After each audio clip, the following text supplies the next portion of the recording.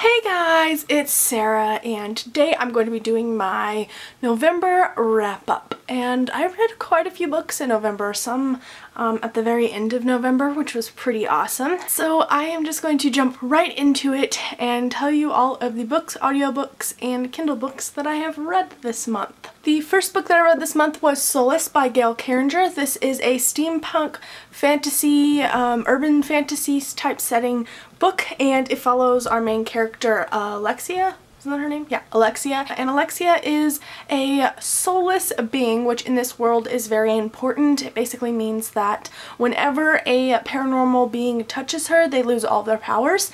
And she accidentally kills a vampire in the beginning of this book, and things start to go from there. There's an investigation that goes on. She wants to kind of take part in the investigation or be a part of the group that is investigating, and so she is trying to finagle her way into that, and there's some romance in it, and overall really great. It says on the back here, it's the first book in Parasol Protector series, a comedy of manners set in Victorian London full of werewolves, vampires, and tea drinking. So if you like that kind of thing, I'd highly recommend. I ended up giving this book a 4.5 stars, and I really enjoyed it, and I cannot wait to pick up the next books in the series. The next thing that I read was an audiobook, and it was Mitosis by Brandon Sanderson. This was free, and it is a novella for Steelheart, and it was good. It wasn't like super informative or anything like that, but it was a good novella, and I ended up giving it a 4 stars.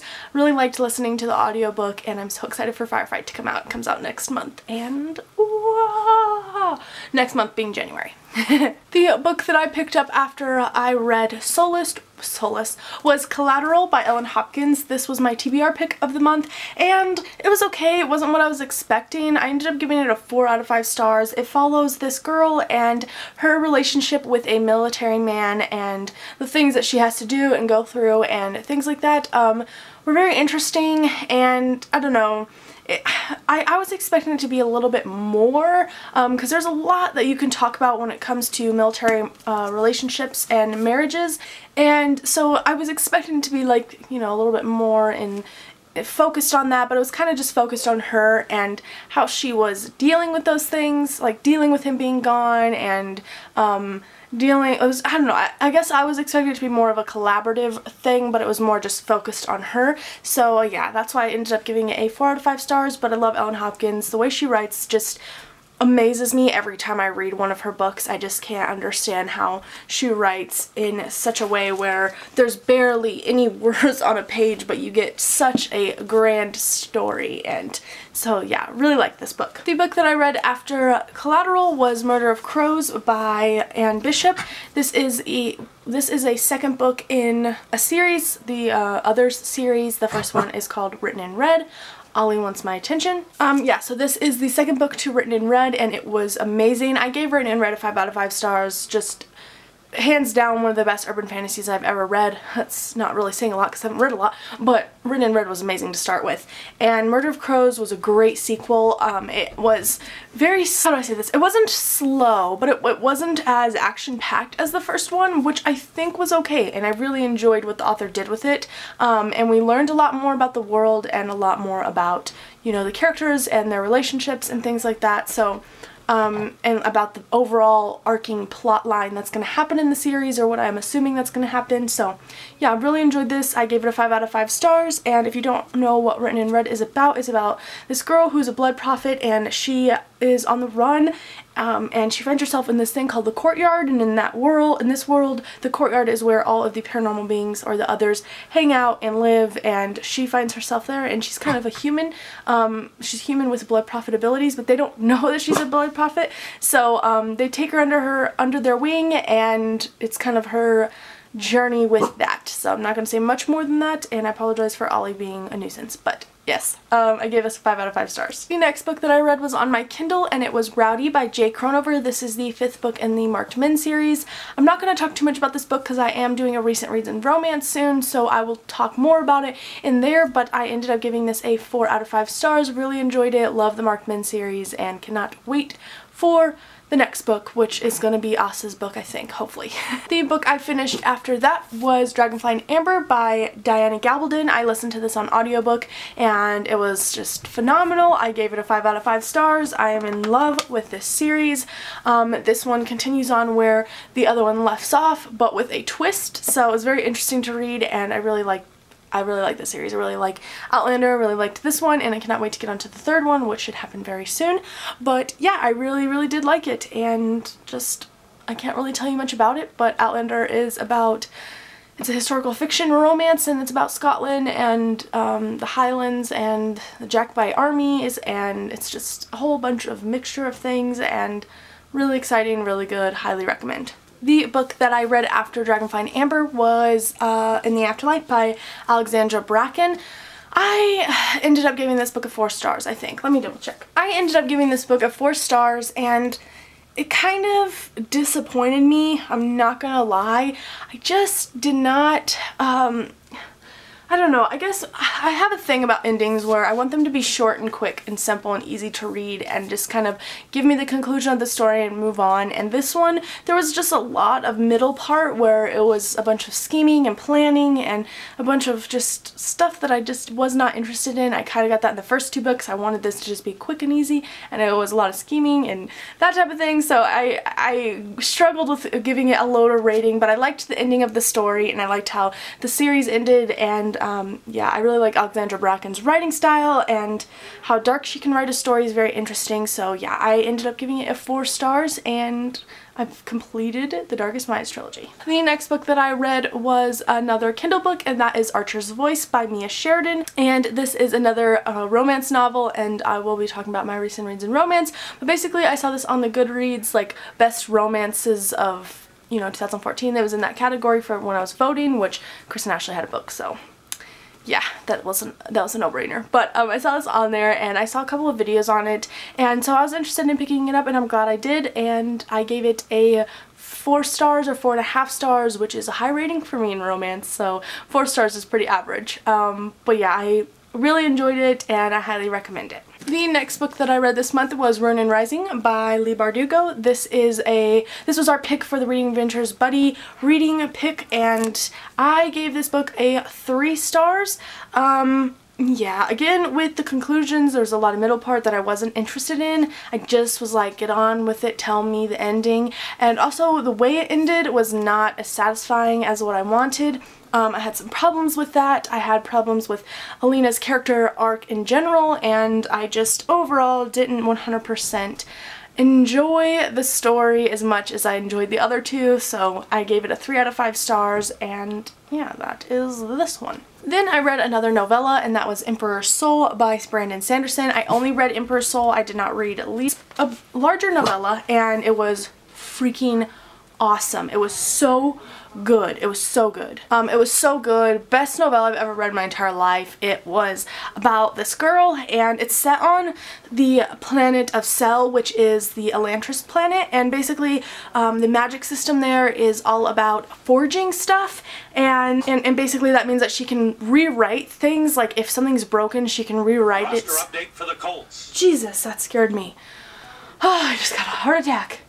Oh, God.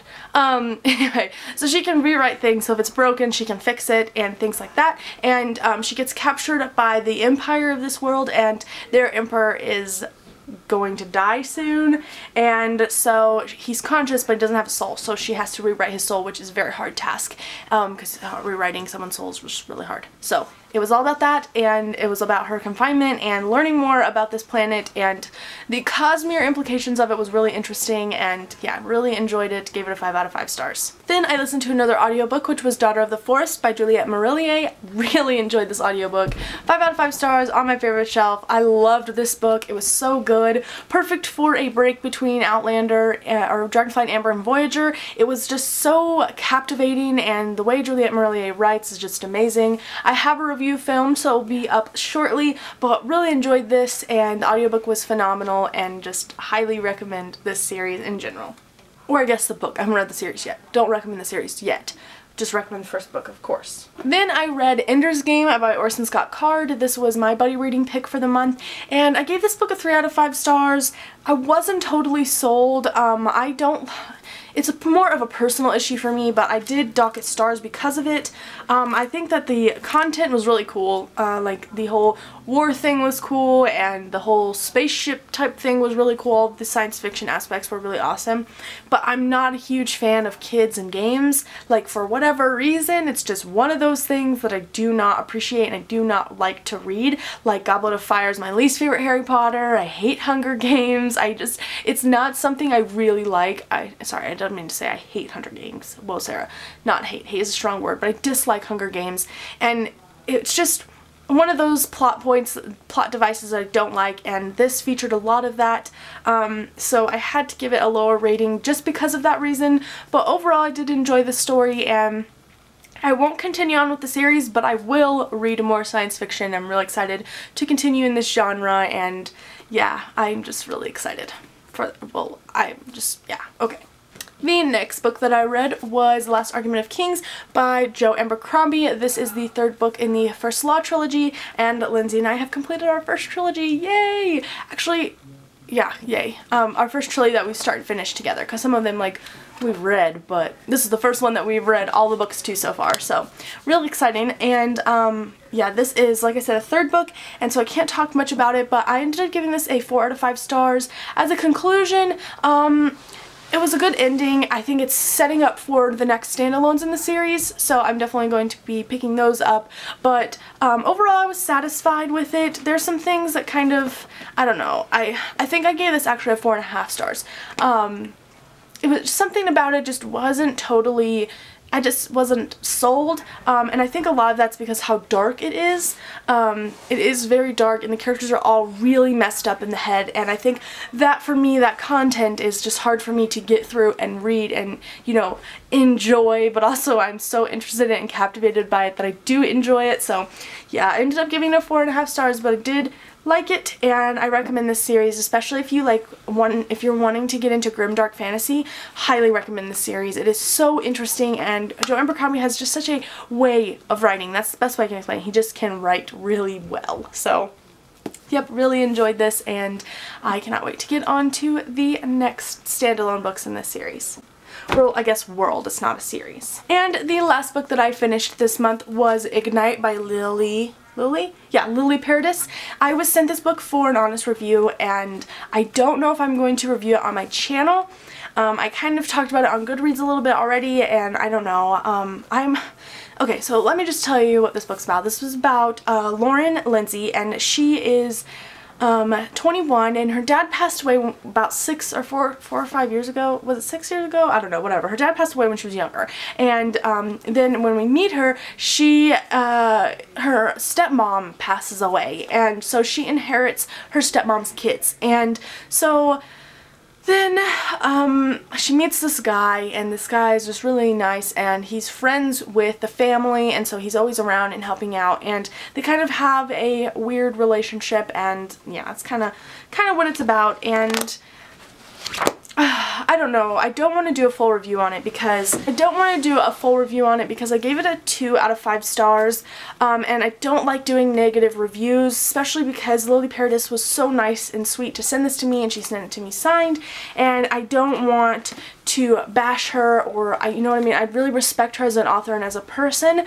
but this was not my cup of tea. I found things to be really over the top and not connected. I just did not feel any connection throughout the story. There was just some of the things that happened were just so ridiculous that I just couldn't understand what was going on, and you know, the whole kids inherited aspect of it I just did not think was done in a way that was realistic, and so yeah, I just wasn't totally sold on it. But don't let that dismay you in picking it up. I think that there is some redeemable things. I mean, especially if you like over-the-top romances, and sometimes I do enjoy those, ones that are really dramatic and just over-the-top, and sometimes I really do enjoy those. So if you want a quick, like, contemporary that's a little bit more drama, I would recommend this for you, but yeah, it just wasn't my thing, and so I gave it a 2 out of 5 stars. Alright guys, so that is all that I have for my wrap-up. Those are all the books that I read this month, I think.